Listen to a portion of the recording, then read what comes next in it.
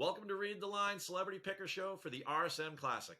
I am joined by Brannen Veal. Brannen is the director of golf at Sea Island, and he's been there for about 25 years, so he knows the property well. Prior to that, he was at Auburn playing golf for them, for those Tigers, and good SEC guy. And we have somewhat of an SEC weekend coming up here down at Sea Island. So, Brannen, welcome to the show, and thanks so much for being with us. Thanks, Keith. Yeah, we're looking forward to a great week. And as you said, there is some SEC folks that are here. And, we host the SEC every year for the past 20 years. So a lot of these players have gotten to see the Seaside Golf Course. So, yeah, it's a great week.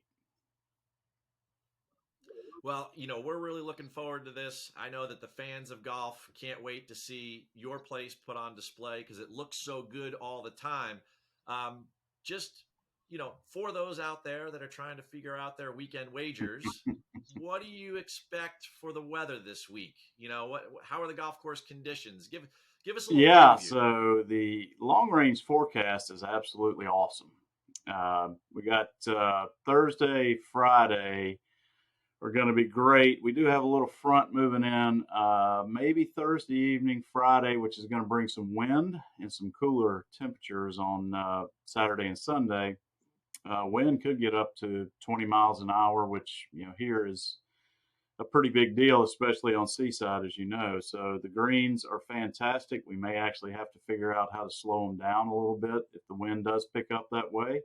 But the golf courses are immaculate right now. So we're looking forward to it. And, for November and even, later in November, the weather's going to be great for these guys.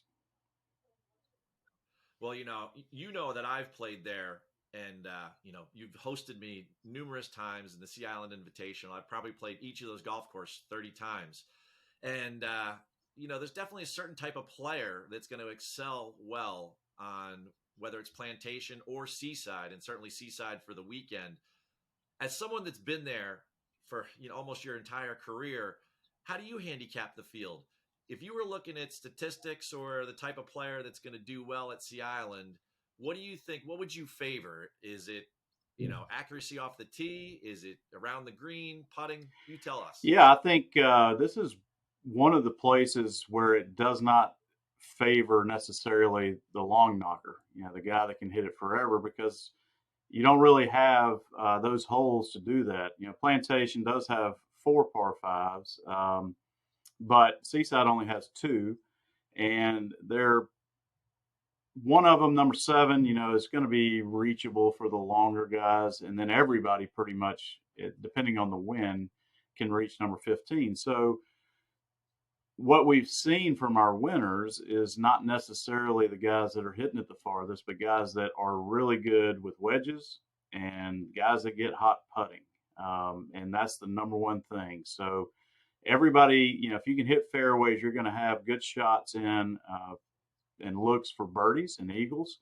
I think 100% it's the guys that can find the fairway, and then they have their wedge games at A+, and certainly, as always, putting becomes the number one attribute. Last year's total, we had a playoff, and speaking of playoffs, I think we'll get to that more in a moment, but Robert Streb wins it 19 under in a playoff over Kevin Kisner. You think 19, 18, 20 under? You expect the same sort of score? Yeah, I think typically the range has been right there. It's been 17, 18. I think when Kiz won it, he got to 21 or 22, but he was obviously lights out every single day. And I think the conditions will probably have it in that, 16 to 18 area that'll win the tournament. All right. Now, talking about winning, and I just mentioned it there, this place, you've had 11 editions of this tournament. Is that correct? All right. 6 of them have had playoffs, and the last 3 have had a playoff. So, you're the director of golf there. You've been there a long time. Why does this tournament lead itself to having a playoff? Because there's fairly good odds. It's plus 350.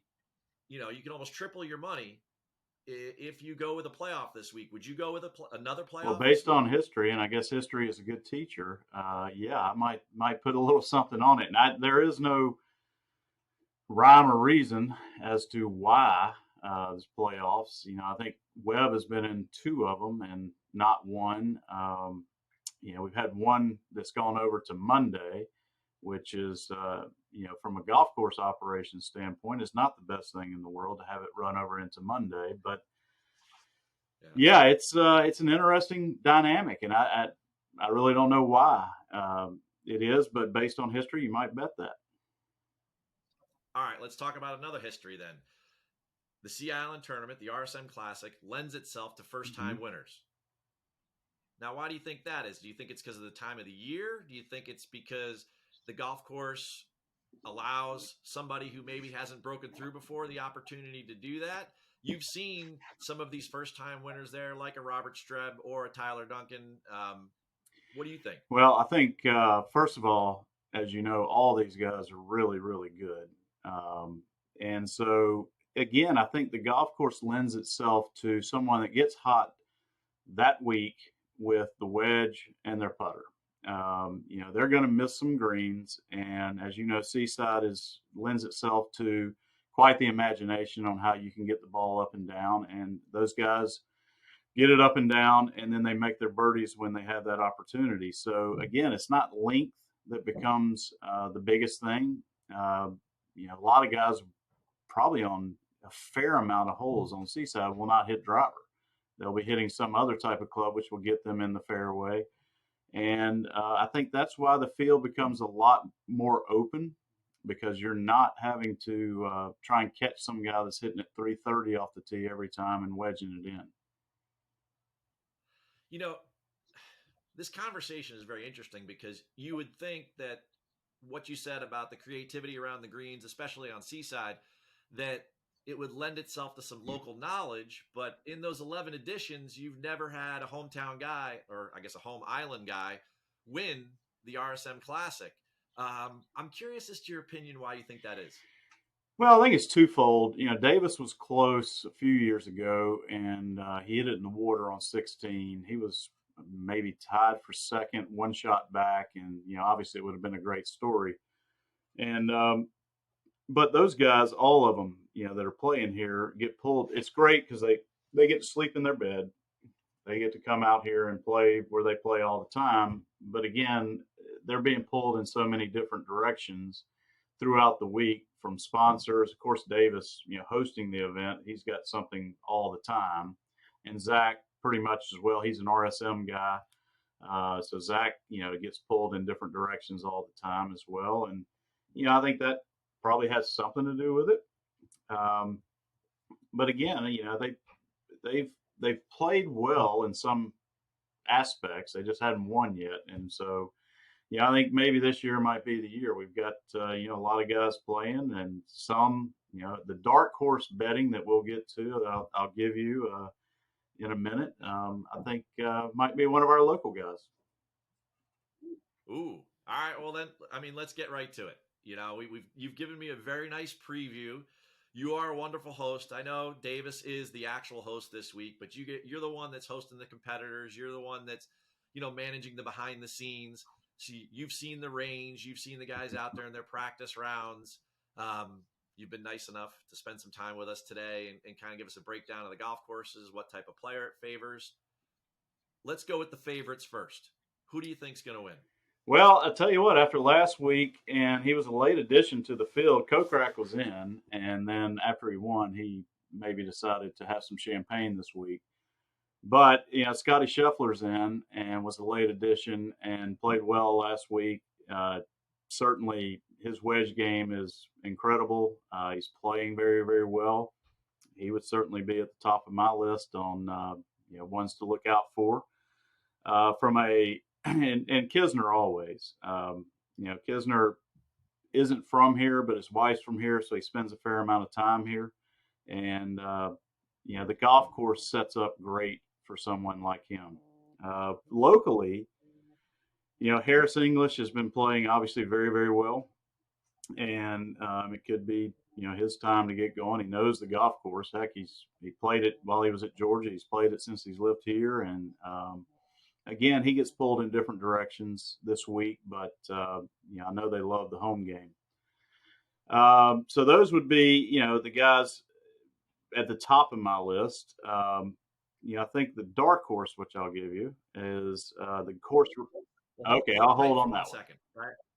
I want to throw you my favorite for the week. What do you think about at the top of the list, Cam Smith? I really, if you've played Seaside and you know what those green complexes, specifically the surrounds, are like, you're not going to hit every green there. It will be a little windy. Fazio loves the roll offs. Somebody like Cam Smith, am I onto something there? Or well, without a doubt. I mean, number one, he's an incredibly talented player. And number two, he's down in Jacksonville, and he comes up here and plays in some events outside of the RSM. So he knows both golf courses, and yeah, I would say that's a very, very solid pick. All right, let's get to these middle tier guys. Give me somebody in the middle like a Kisner that maybe hasn't won in a while, but I like Russell Henley. He's a Yep. Bulldog. He's probably played there in a couple SEC championships. Yep. Russell, lived down here for a period. He's a few years back, but obviously plays the golf course, knows the golf course. Another exceptional player, without a doubt. I mean, I think Trey Mullinax is someone that's played at Alabama, lived here for a period of time. Has really started playing really well since he went through his issue. He got hit by a golf ball while during a pro-am like a year ago, and they really never realized that he had a concussion, so he was having some issues. So he's come back from that and is really playing well.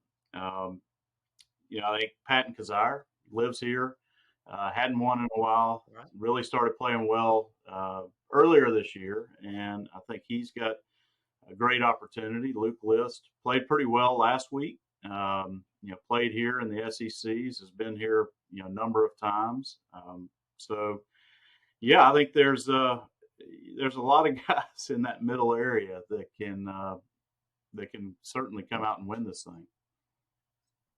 All right, give me the long shot or long shots. Who do you have? Who we going with the long money? I'll tell you who. First year on tour, played at Georgia, and he is our course record holder on Seaside. He shot 58 from the tips.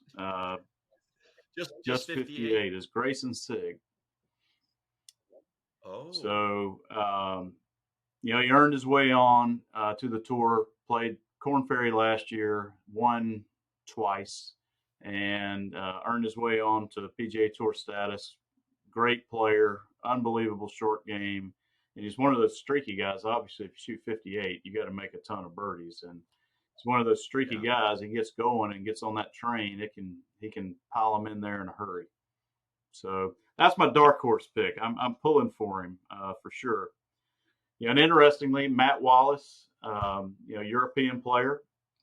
Last year, obviously we were the week behind Augusta last year, the makeup in 2020, and so we got a great field this year, but we had an unbelievable European field last year, and so Matt was the leader after the first day last year and had a local caddy, one of our club fitters, Jeff Cameron was his caddy, and so he called and said he didn't think he was going to make the Dubai list, and inevitably didn't, and so he's got a local caddy back out there with him this week. So Matt Wallace will be a good pick, as a dark horse as well. Ooh, I like that. A couple of years ago, my long shot. I love Luke List. He's at about 80-1, right? So he's on the bottom side of that middle tier.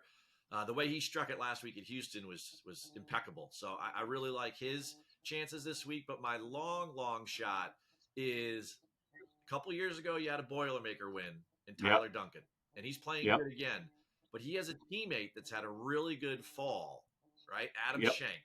And I know it's not the greatest name for golf, but at 125-1, you throw $10 on him. I mean, it's going to be a good day. So either way, all of these picks have been fantastic, and the insights are really why I love having a celebrity picker show and having a celebrity just like you come on, read the line, and spend some time with us, Brannen. I can't thank you enough for spending this valuable time with us for our weekend wager. Well, I'm glad I can help the craft of betting. Of course, I'm no handicapper per se, and certainly not a professional handicapper, but I do, these guys are all so good. It's unbelievable. And I will tell you, Adam Schenk came up.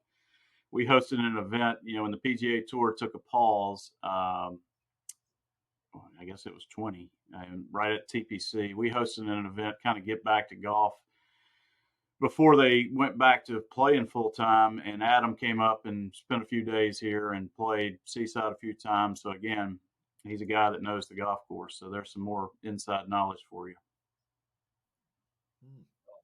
Well, we're going to wrap this up, and I appreciate we've known each other, probably almost as long as you've been down there, Brannen. And the fact that you didn't bring up any Chachi comments was really. Yeah, well, those for another time. And I'm wondering why my hair's so white and yours isn't. That's for another time as well. All right. Well, we'll be back for the Hero Challenge for our next celebrity picker. But for right now, we've had just an awesome experience with Brannen Veal, Director of Golf at Sea Island Properties. Everybody, you know what? Before you set those wagers for the weekend, just make sure you read the line.